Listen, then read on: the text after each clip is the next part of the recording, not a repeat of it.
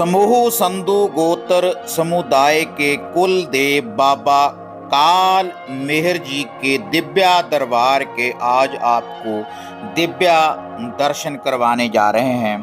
और यह जो स्थान है फरीदकोट से 6-7 किलोमीटर पूर्व दिशा की तरफ घने जंगलों में ये स्थान बना हुआ है, बीड़ सिक्खा वाली, और जिसका पुरातन नाम मरहाना भी है। तो यह जो दिव्या दरबार है बाबा काला मेहर जी का, तो इसके दिव्या दरबार के आगे दर्शन करते हैं। तो ले चलते हैं आपको बाबा जी की दरबार की तरफ।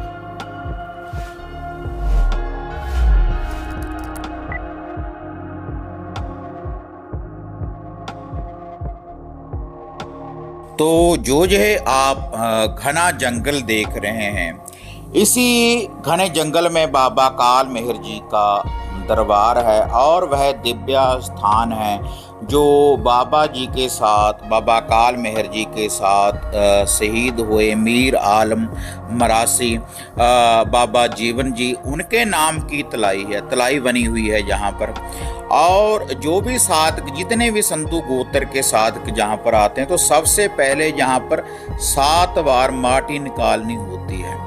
उसके बाद बाबा काल मेहर जी के भव्य दरबार की तरफ दर्शन पाते हैं। तो आगे आप देखेंगे वह भव्य तलाई, जिसके दर्शन मात्र से ही जन्मों जन्मों के पापों का निवारण हो जाता है। और जैसी भी कोई मनोकामना इस स्थान के ऊपर लेकर आता है, तो हर मनोकामना बाबा काल मेहर जी सभी की पूर्ण करते हैं। क्योंकि बाबा काल मेहर जी बहुत सी शक्तियों को साथ लेकर चलते हैं। 5 पीरों की शक्ति इनके साथ चलती है। गुरु गोरखनाथ जी के ये शिष्य हुए हैं।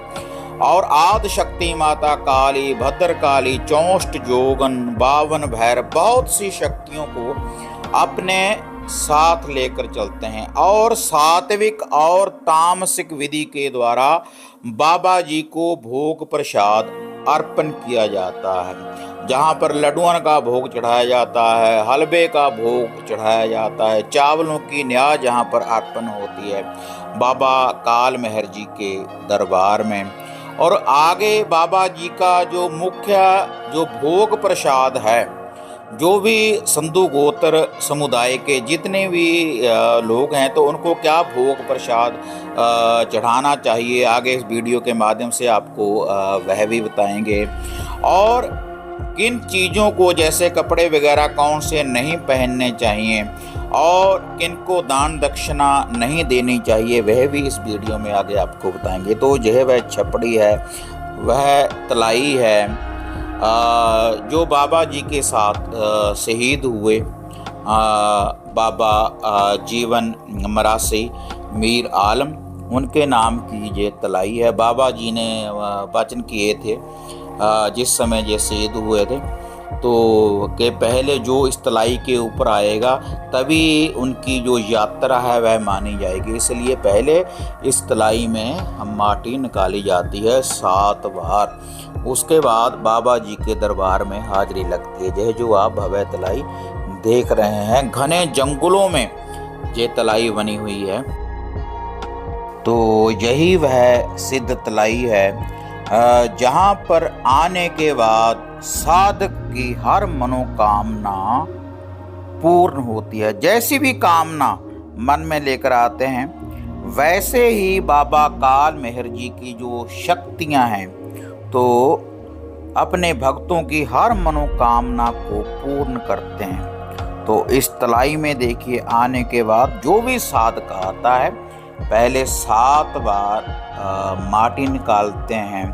और उसके बाद जल का छींटा देने के बाद जो भी शरीर के ऊपर कोई बंधन होता है, बुरी शक्ति का, कोई नेगेटिविटी होती है, कोई बुरी बाधा होती है, तो इस तलाई के ऊपर आने मात्र से ही उनके हर पापों का भी निवारण हो जाता है और हर बुरी शक्ति का अंत हो जाता है।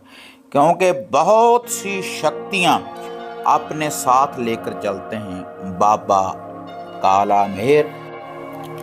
और इस स्थान के ऊपर ऐसा नहीं कि अकेले जाट समुदाय के ही लोग आते हैं जो संधू हैं, क्योंकि संधू गोत्र काफ़ी समुदाय में पाया जाता है, काफ़ी मजहब में संधू गोत्र पाया जाता है। तो जिनके पीछे भी संधू गोत्र लगता है वह तो इस स्थान के भव्य दर्शन पाने आते हैं, अपने मन की मनोकामना को पूर्ण करने आते हैं।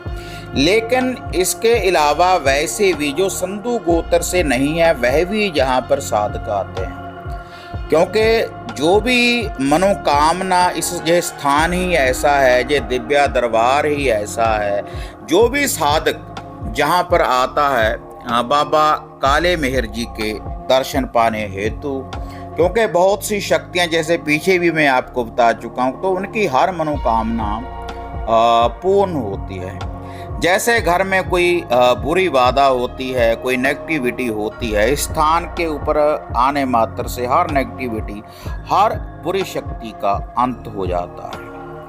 और जो भी पशुपालन का जो भी घर में काम करते हैं, जो भी कोई दूध का पशुपालन का काम करते हैं, तो जहाँ पर दूध का भोग लगाया जाता है और चावलों की खीर बनाकर बाबा जी को भोग अर्पण किया जाता है इस स्थान के ऊपर, तो इससे घर में धन्य की वृद्धि होती है, घर में सुख शांति होती है, और हर मनोकामना जिस क्षेत्र में भी जाते हैं बाबा काला मेहर जी के नाम लेकर उनके जो साधक हैं, तो उनकी हर मनोकामना बाबा काल मेहर जी पूर्ण करते हैं अपनी शक्तियों के द्वारा।